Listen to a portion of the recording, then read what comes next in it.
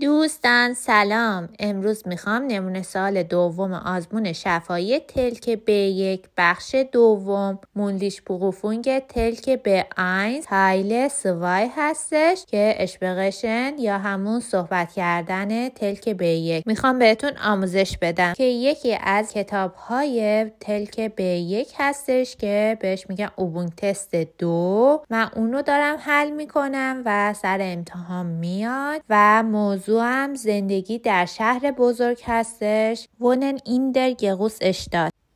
این موضوع زندگی در شهر 2 قسمت داره، قسمت اول و دوم که این قسمت اولش هستش. اگه میخواین 100% امتحان رو قبول بشید حتما این فیلم رو ببینید. لطفاً سابسکرایب کنید، لایک کنید و کامنت بذارید و زنگوله رو بزنید و از تیم ما حمایت کنید.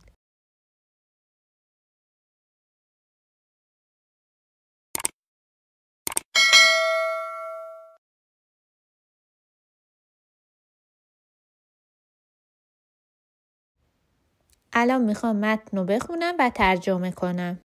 Also, ich liebe es, in einer Großstadt zu leben, deshalb bin ich nach Berlin gezogen.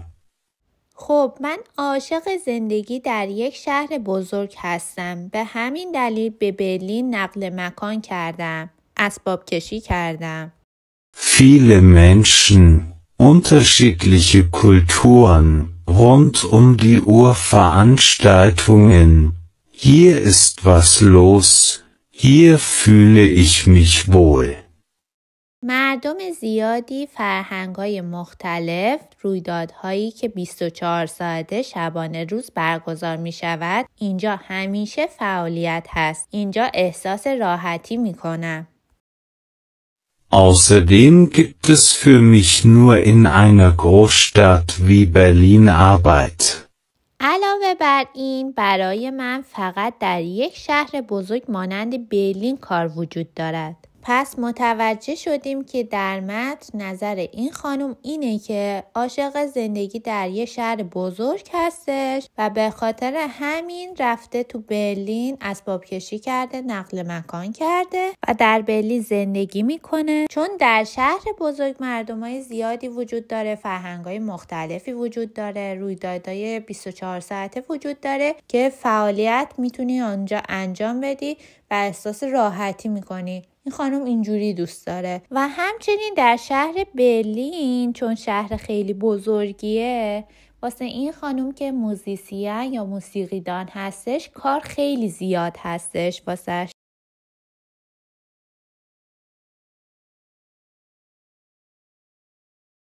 اگه دوست داشتید توصیف عکس میکنید. حالا خیلی ها توصیف عکس نمیکنن، خیلی هم توصیف عکس میکنن. خودتون تصمیم بگیرید که توصیف عکس میکنید یا نه. ولی توصیف عکس کنید بهتره. بعضی جاها من دیدم که اصلا امتحان عکس نداره. با این مدل امتحان هیچ فرقی نداره، فقط عکس حذف شده. حتی اسم اون طرفم هستش، شغلش هستش. شما باید از متن شروع کنید. متنم که باید نظر اون شخص رو بگید، خلاصه کنید، با روزی بگید، بعد نظر خودتون رو بگید. اگه دوست داشتید تو نظرتون مزایا و معایب رو بگید و در آخرم تجربه شخصیتون. البته من در اسلایدهای بعد همین الان میخوام بهتون بگم چجوریه تو متن چجوری بگید. فقط گفتم که احتمالش هست یا با عکس بیاد یا بدون عکس بیاد. اگم عکس نیومد شما یه قدلمیتلایی هستش واسه متن، حالا بهتون میگم در فیلم که اونا رو باید حفظ کنید. بعدش میتونید اسم طرف، شغل طرف و سنشو بگید. Das Bild berichtet uns vom Thema Wohnen in der Großstadt. یه قدلمیتلی که واسه عکس میتونید بگید. این تصویر در مورد موضوع زندگی در یک شهر بزرگ به ما اطلاعات میدهد. Auf dem Bild sehe ich eine Frau. در تصویر یک زن را میبینم. Die Person, die sich äußert, heißt Anna Schütt. شخصی که صحبت میکند نامش آنا شوت است. این اطلاعات اسم، سن و شغل رو در زیر متن یا در زیر عکس میذارن و مینویسن. حواستون به اون باشه. Sie ist 32 Jahre alt. او 32 ساله است. اینجا اشتباه تایپی شده. Sie arbeitet als Musikerin. او به عنوان موزیسین کار می کند.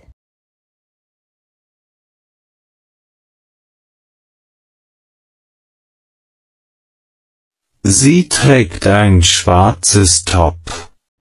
به معنی او یک تاپ پوشیده است. فعل تقیق داریم که آکوزاتیو ساز هستش، توب آرتیکلش دره و صرف صفت داریم در آکوزاتیو که رنگش ES میگیره. Ihre Haare sind schwarz und in einem Knoten. موهای او مشکی است و به صورت گره‌ای بسته شده است. نکته‌ای که هستش اگه مالکیت زن باشه ایقه میشه، اگه مالکیت مرد باشه زاینه میشه. Ihre Augen sind schwarz. چشمان او مشکی است. Sie hat ein schweres schwarzes Make-up auf ihren Augen. او یک آرایش شدید مشکی بر روی چشمانش دارد. Sie sieht traurig und ruhig aus. او غمگین و آرام به نظر می رسد. فعل aussehen داریم که یک فعل جدا شدنیه که در اینجا صرف شده زی و باید ما بین aussehen صفت به کار ببریم و این صفت هم شامل غمگین بودن، خوشحال بودن اون طرف، ناراحت بودن اون طرف هستش. هر چی که به ذهنتون میرسه و مربوط به عکس هستش میتونید بگید.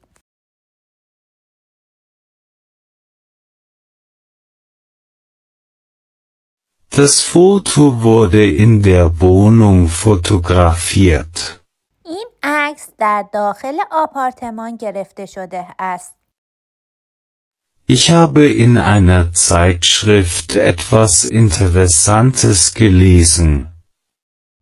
من در یک مجله چیز جالبی خواندم. اگه فقط متن داشتید، عکس نداشتید یا اصلا نمیخواستین توصیف عکس کنید، از جمله دوم باید شروع کنید و باید بگید جمله دوم، سوم و چهارم. اینا همشون قیدالمیتل هایی هستن که شما میتونید تو هر موضوعی استفاده کنید و باید حتما هم حفظ کنید. بعد از اینها شما میتونید اسم طرف و شغلشو بگید. اگه فقط متن بود و عکس نبود. Ich habe gerade einen Text, und der Text enthält die Meinungen einer Frau. من همین حالا یک متن خواندم که نظرهای یک زن را شامل می شود. اینم دومین قیدالمیتل و جمله اصلی هستش که باید حفظ کنید. اینجا ماینونگن اومده یعنی نظرات یک زن. نظرات یعنی اون کسره یعنی گنتیو. پس اینجا گنتیو صرف میشه آینا فقا. اگه مرد باشه میشه آینس مانس. یه اسم باید آخر مانس بیاد. اس باید بیاد. Anna Schütt ist die Person, die die Gedanken in den Text geschrieben hat.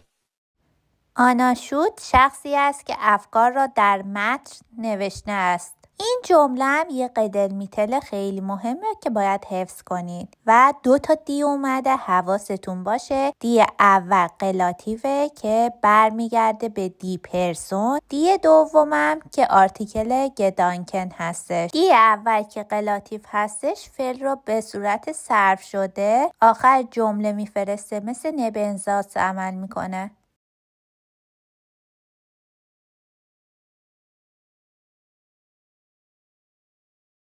Ich habe einen Beitrag zum Thema Wohnen in der Großstadt gelesen. من یک مقاله در مورد موضوع زندگی در شهر بزرگ خواندم. اینم 4مین قیدالمیتلی هستش که شما باید حفظ کنید و اونجا اسم موضوع بعد از تما هر موضوعی باشه باید بگید. Davon möchte ich dir gerne berichten. من دوست دارم، من میخوام در مورد آن به تو گزارش بدهم. اینم 5مین قیدالمیتلی که باید حفظ کنید. Der Text liefert Informationen darüber, welche Vorteile das Wohnen in der Großstadt mit sich bringt. این متن اطلاعاتی در مورد مزایای زندگی در یک شهر بزرگ به ما میدهد. 6مین قیدالمیتلی که میتونید استفاده کنید، فقط حواستون باشه که فورتایل یعنی مزایا، ببینید مزایاشو میگه یا ناختایلشو میگه، یعنی معایب اون موضوع رو میگه. و نکته دوم اینه که اگه موضوعتون مفرد باشه mit sich bringt باید استفاده کنید، ولی اگه موضوعتون جمع باشه باید فعل و mit sich bringen استفاده کنید.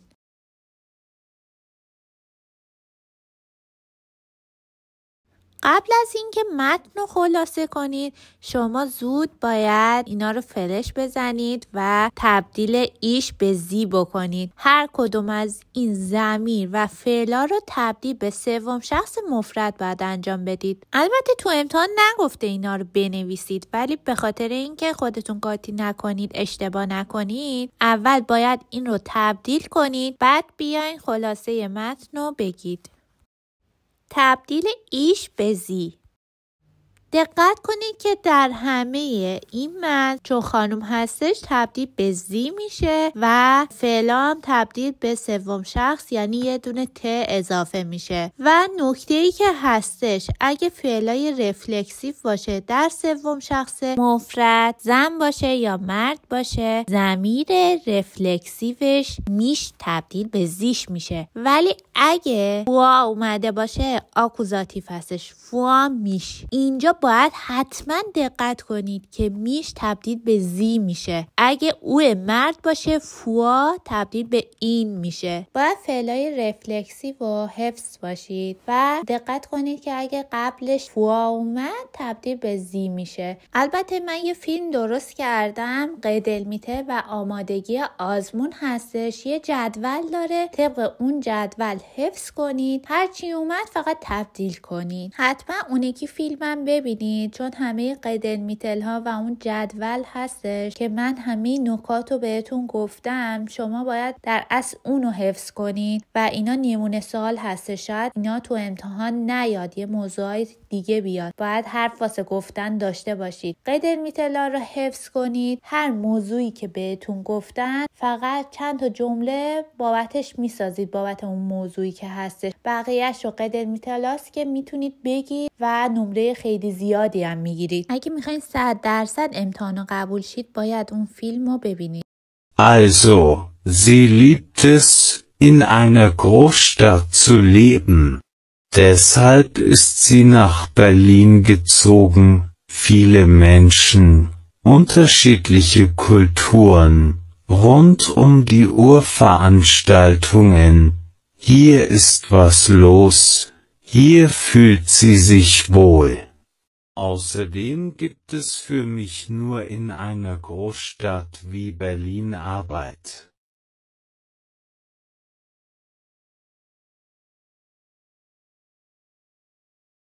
خلاصه متن یا نظر شخص رو باید بگید. Sie bevorzugt, dass sie in einer Großstadt wohnt. او ترجیح می‌دهد در یک شهر بزرگ زندگی کند.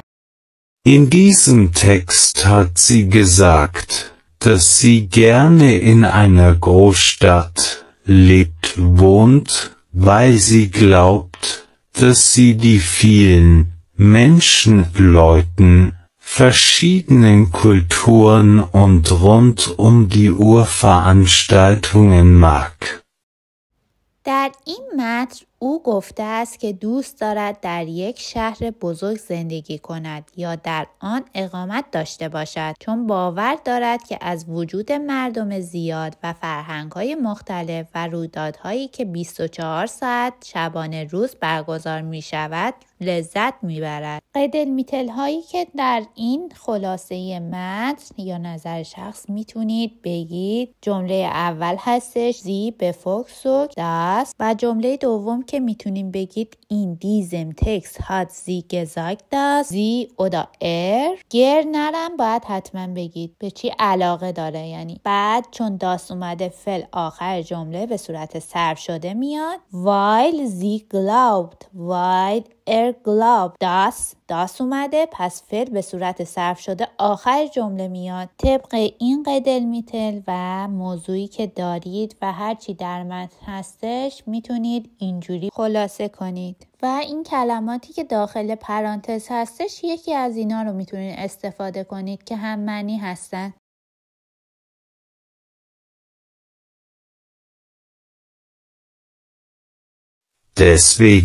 Deshalb ist sie nach Berlin gezogen.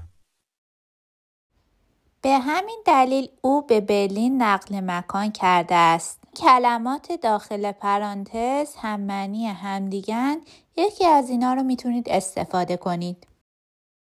Außerdem hat sie gesagt, dass sie sich dort wohl fühlt.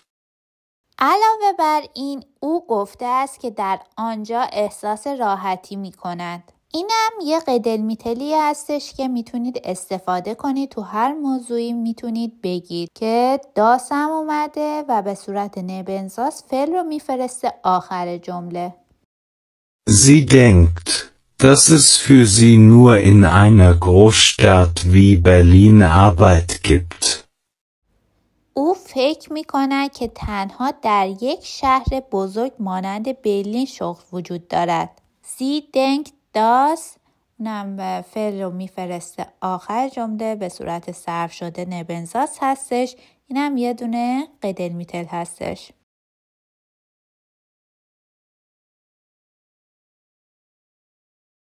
وقتی که خلاصه متنتون تموم شد باید از پارتنرتون بپرسید که شخص در متن تو درباره اون چی میگه. سوال در مورد خلاصه متن پارتنر چیه؟ Was sagt die Person in deinem Text dazu? شخص در متن تو درباره آن چه میگوید؟ پارتنرم نظر اون شخص رو میگه و خلاصش رو میگه و من بعدش باید اول تشکر کنم. Vielen Dank für die Zusammenfassung. بسیار ممنون برای خلاصت.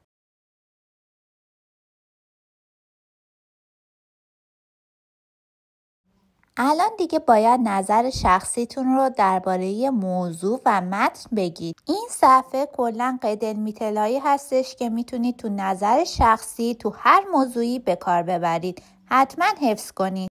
Ich denke, das ist eine persönliche Angelegenheit. فکر میکنم این یک موضوع شخصی است. اولین قیدالمیتلی که باید حفظ کنید. Natürlich ist dieses Thema von Person zu Person unterschiedlich. دومین قیدالمیتل و جمله اصلی که باید حفظ کنید در مورد نظر شخصی به معنی البته این موضوع از فردی به فرد دیگر متفاوت است. Aber meine Meinung ist, dass es ziemlich angenehm ist. اما نظر من این است که این نسبتاً دلپذیر خوشایند است. سومین قیدالمیتلی که میتونید استفاده کنید همینه. اگه از موضوع خوشتون اومد angenehm باید بگید. اگه خوشتون نیومد اون angenehm باید بگید. Ich bin auch der gleichen Meinung. من هم با همین نظر موافقم. چهارمین قیدالمیتلی که باید استفاده کنید همینه. اگه موافق بودید همین جمله رو میگید. اگه مخالف بودید باید بگید Ich bin ganz anderer Meinung. یعنی من مخالف این موضوع هستم.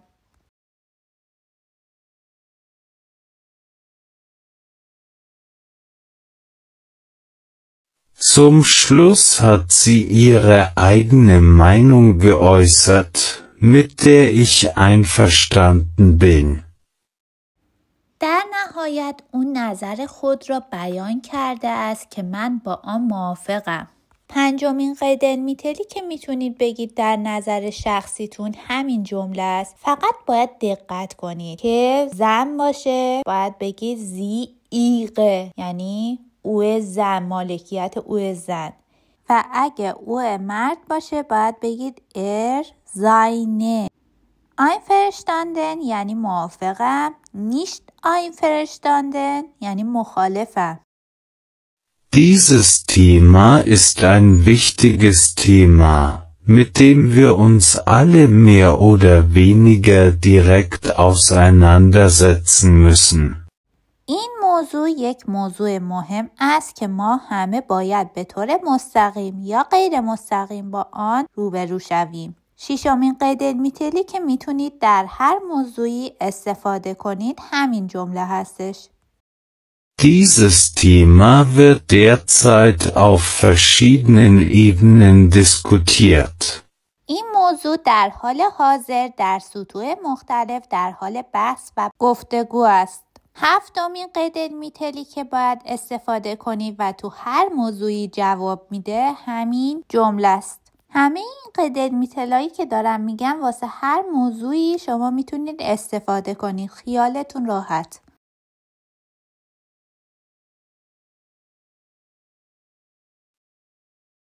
Meines Erachtens hat das Wohnen in der Großstadt viele Vorteile, aber man muss auch die Nachteile berücksichtigen.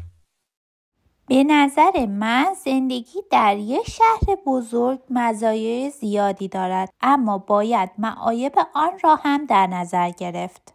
اینم یکی از قید علمی‌تلایی که میتونید در هر موضوعی استفاده کنید. این جمله است. فقط حواستون باشه فعل هابن اومده که در اینجا صرف شده چون موضوعمون مفرده.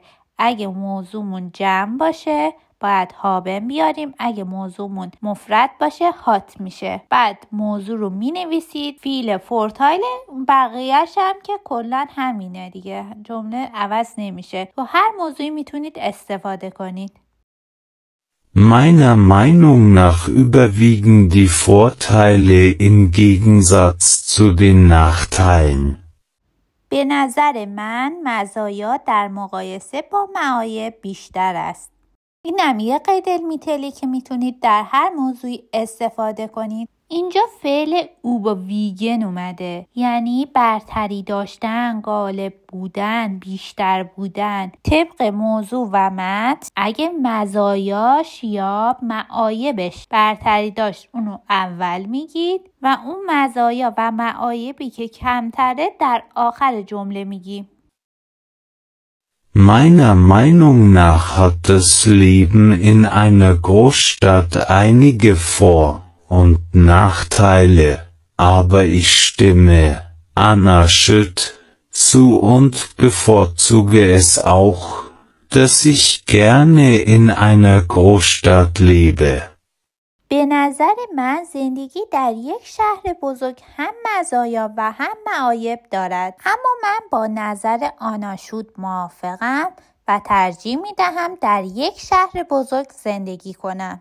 اینم یکی از قید علمی‌تلایی که میتونید در نظر شخصیتون بگید. باید این قید علمی‌تلا اینجوری استفاده کنید. فعل هات داریم، طبق موضوع که مفرد هستش هات اومده. اگه موضوعمون جمع باشه هابن میگیره. بعد ادامه جمله رو مینویسیم تا آبا ایش اشتیمه. نکته‌ای که هستش فعل جدا شدنی سو اشتیمن داریم، یعنی موافق بودن. اگه میخوایم بگید موافق اون طرف هستی، شما باید فعل و جایگاه دوم قرار بدید و اسم طرف رو بگید. باید یه سو اضافه کنید. باید حواستون باشه اگه مخالف بودید، موافق نبودید، باید بگید ich stimme Anna nicht zu و در ادامه همین جمله رو میتونید بنویسید اگه موافق بودید und bevorzuge es auch، ولی اگه مخالف بودید باید بگید und bevorzuge es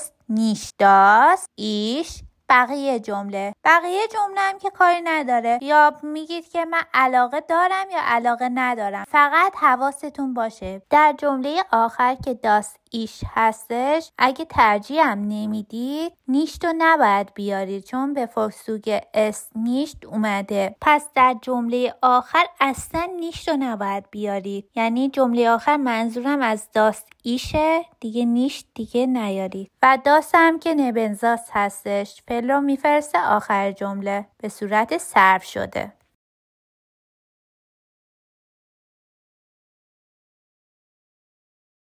Meiner Meinung nach ist das Leben in der Großstadt eine gute Option für Menschen, die neue und unterschiedliche Kulturen kennenlernen möchten.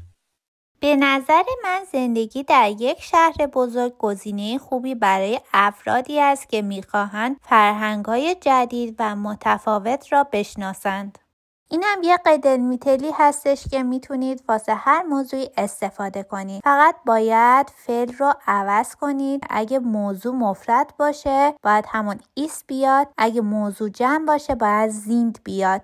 بعد موضوع رو میگید و بقیه جمله رو میگید تا فوا منشه. میگید چون دی اومده قلاتیو هم هستش فعل رو میفرسته آخر و دی هم که جمع ای ان میگیره. پس یه جمله در مورد این که یه گزینه خوبی برای افرادی است که طبق متن یه جمله میسازید که فاعلش دی هستش. Meiner Meinung nach ist es für mich wichtig, dass ich in der Großstadt wohne. به نظر من برای من مهم است که در یک شهر بزرگ زندگی کنم.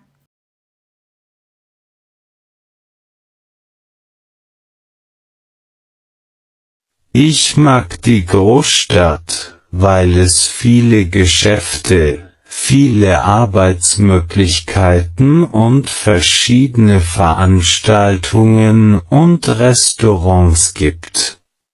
من شهر بزرگ را دوست دارم زیرا بسیاری از فروشگاه‌ها، فرصت‌های شغلی زیاد و رویدادها و رستوران‌های مختلف در آنجا وجود دارد.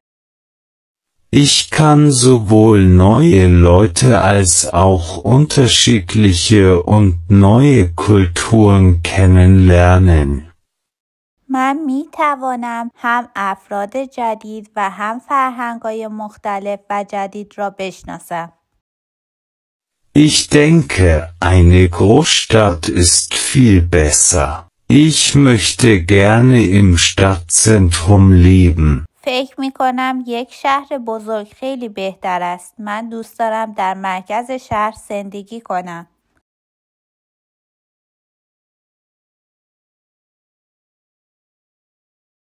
مزایا و معایب، فورتای و ناختای. بعضی اصلا مزایا و معایب رو نمیگن، ولی اگه شما مزایا و معایبشو بگید خیلی بهتره و نظرتون کامل تره و 100% بهتون بیشتر نمره میدن. Ich denke, es gibt viele Vorteile, in einer Großstadt zu leben. این قسمت این jumle واسه نظر هستش که میگیم فکر میکنم زندگی در یک شهر بزرگ مزایای زیادی دارد. Nun komme ich zum wichtigsten Punkt, nämlich den Vor- und Nachteilen. این یکی از قیدالمیتلا و جمله مهمیه که تو مزایا و معایب تو هر موضوعی میتونید بگید. به معنی حال به مهمترین نکته میرسم، یعنی مزایا و معایب. Das Leben in der Großstadt hat Vorteile und Nachteile. این هم یکی از قیدالمیتلایی که باید استفاده کنید. همین جمله است، فقط باید طبق موضوع مفرد یا جمع باید فعل هابه یا هات بیاد. به معنی زندگی در یک شهر بزرگ مزایا و معایب دارد. Die Vorteile liegen klar auf der Hand. مزایا کاملا روشن و واضح هستند. اینم یه قدرمیتلی هستش که باید استفاده کنید در جملاتی که میخوایم مزایا و معایب بگید، یا دی فورتایله یا دی ناختایله باید استفاده کنید.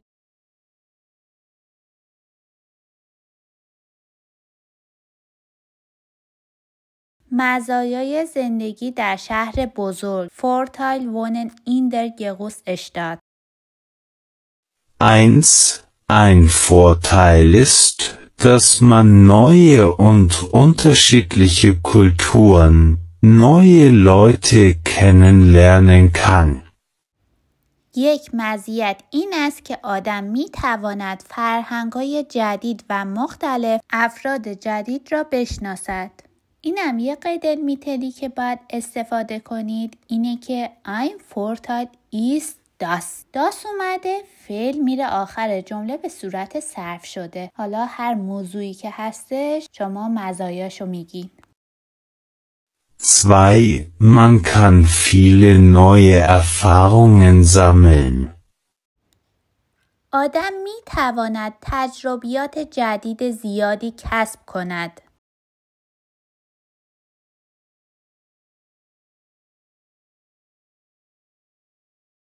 3. Ein Vorteil der Großstadt ist, dass es viele Arbeitsmöglichkeiten, verschiedene Veranstaltungen, Konzerte, viele Unterhaltungsmöglichkeiten, viele Freizeitangebote, gute Verkehrsmittel, viele große Geschäfte, Supermärkte, Behörden, Ärzte, verschiedene Restaurants, Busse, U-Bahn und Einkaufsmöglichkeiten in der Nähe gibt. یک مزیت دیگر شهرهای بزرگ این است که فرصتهای شغلی زیادی وجود دارد. رویدادهای مختلف، کنسرت‌ها، امکانات سرگرمی زیاد، پیشنهادات تفریحی فراوان، وسایل نقلیه عمومی خوب، فروشگاه‌های بزرگ، سوپرمارکت‌ها، ادارات، پزشکان، رستوران‌های مختلف، اتوبوس‌ها، مترو و امکانات خرید در نزدیکی وجود دارد.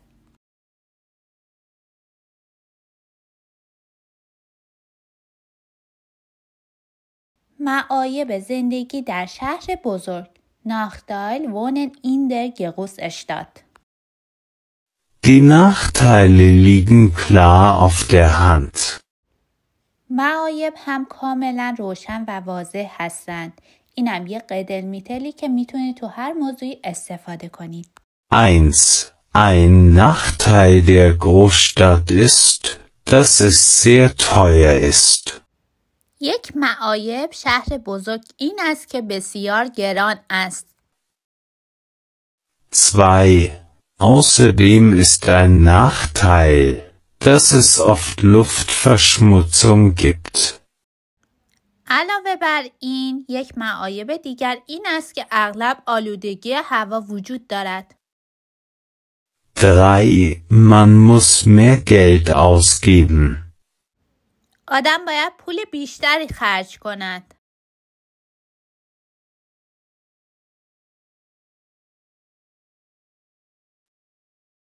4. Man hat mehr Stress. آدم استرس بیشتری دارد. 5. Man hat weniger Ruhe. آدم آرامش کمتری دارد. 6. Die Mieten, der Hauskauf sind sehr teuer. اجاره خانه ها و خرید خانه بسیار گران هستند.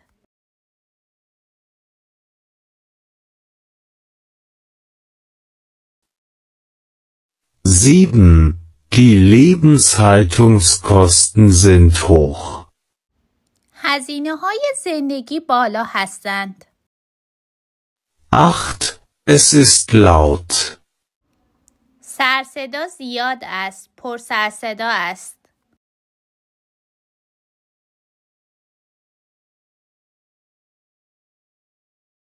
سوال درباره نظرت چیه؟ از پارتنرت بپرس نظرت درباره این موضوع چیه؟ Ich würde gerne wissen, was deine Meinung dazu ist. Was denkst du darüber? من دوست دارم بدانم نظر شما در این مورد چیست؟ در این باره چه فکر می‌کنید؟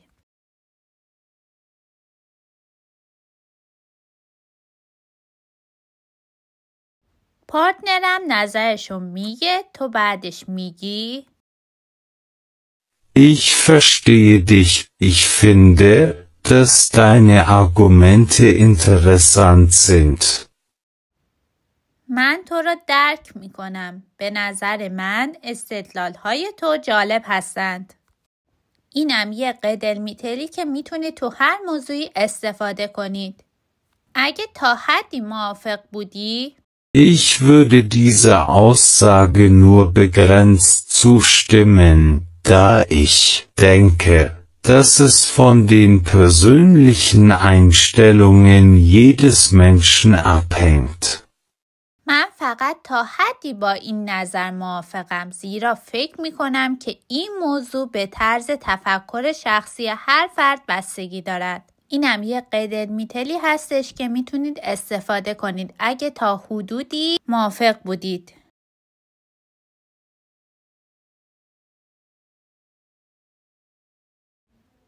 تجربه شخصی زندگی در شهر بزرگ. Ich möchte euch von meiner persönlichen Erfahrung erzählen. میخواهم از تجربه شخصیم برایتان بگویم. اینم یه قدرمیتلی هستش که تو تجربه شخصی باید حتما بگید، واسه هر موضوعی میتونید بگید. Ich habe das selbst erfahren damit. من خودم این موضوع را تجربه کردم. اینم یه قدرمیتلی هستش که تو هر موضوعی میتونید استفاده کنید، اما باید توجه کنید که درباره این موضوع تجربه داشته باشید. اگه تجربه نداشته باشید نباید این حرفو بزنید. Aus meiner persönlichen Erfahrung kann ich bestätigen, dass in einer Großstadt für mich wichtig ist. از تجربه شخصیم می توانم تایید کنم که زندگی در یک شهر بزرگ برای من اهمیت دارد، مهم است. اینم یه قدرمیتلی هستش که باید بگید تا داستش مشابه همه موضوعا، ولی از داست به بعد هر جمله‌ای طبق موضوعی که دارید، طبق اون متن باید عوض کنید و بگید. من پیشنهاد میکنم که مثلا بگید بعد از داست مثلا اون موضوع رو دوست دارید یا ندارید. میشه ای ماگم آخر جمله قرار میگیره. اگه دوست نداشتید میگید داست ایش اسم موضوع رو میگید نیشت ماگ، و میتونید مثلا بگید که مهم هستش یا مهم نیستش اون موضوع رو میگید. بعدش فوا میش ویشتیش ایست، چون داست اومده گفتیم نیونزاس فعل رو میفرسته آخر جمله به صورت صرف شده. اگه هم واسهتون مهم نبود میتونید بگید داست اسم موضوع رو میگید فوا می نیشت ویشتیش ایست. Ich bin in einer Großstadt geboren und aufgewachsen. من در یک شهر بزرگ به دنیا آمدم و بزرگ شدم.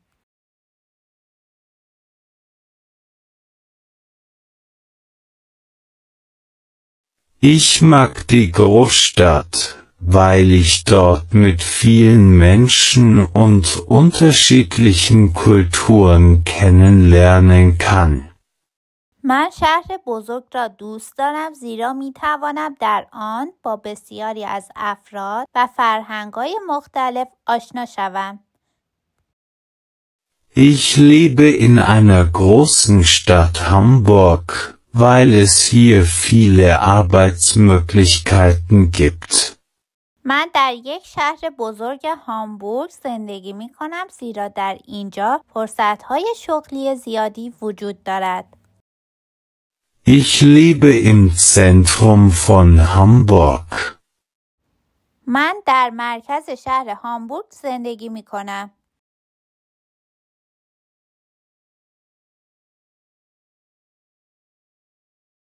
In Hamburg sind sowohl die Mieten teuer als auch die Lebenshaltungskosten hoch. در هامبورگ هم اجاره ها گران است و هم هزینه های زندگی بالا هستند. میتونید به جای اون یعنی همون و از حروف دو ربطی زوول آوس auch استفاده کنید، یعنی هم این هم اون.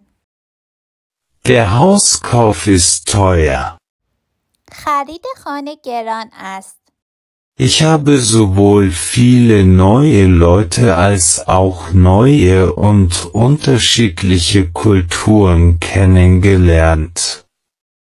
من هم افراد جدید زیادی را ملاقات کردم و هم فرهنگ‌های جدید و متفاوتی را شناختم. آشنا شدم.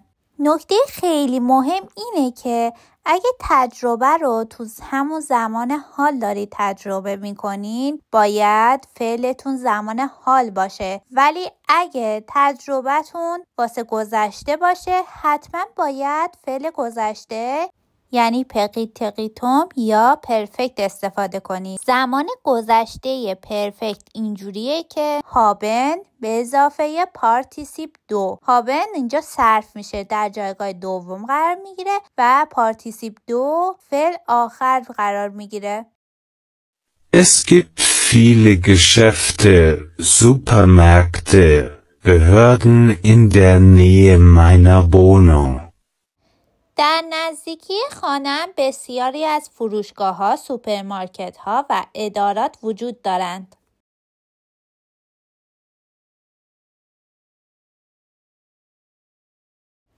سوال در مورد تجربه شخصی پارتنرت چیه؟ Ich würde gerne wissen, welche Erfahrung du mit diesem Thema in deiner Heimat oder in deinem Leben gemacht hast. من دوست دارم بدانم که شما چه تجربه‌ای با این موضوع در وطن یا در زندگی خود داشته‌اید، انجام داده‌اید. اگه میخوایم پارتنرتون رو به دو بگید باید بگید داینا، داینه، گماخت هاست. اگه میخوایم به زی بگید میشه ایغا، ایغم، گماخت هابه. و این جمله غیر مستقیم هستش، پرسش غیر مستقیمه که ولشه اومده. ولشه هم وقتی بیاد به صورت نبنزاس فعل رو میفرسته آخر به صورت صرف شده.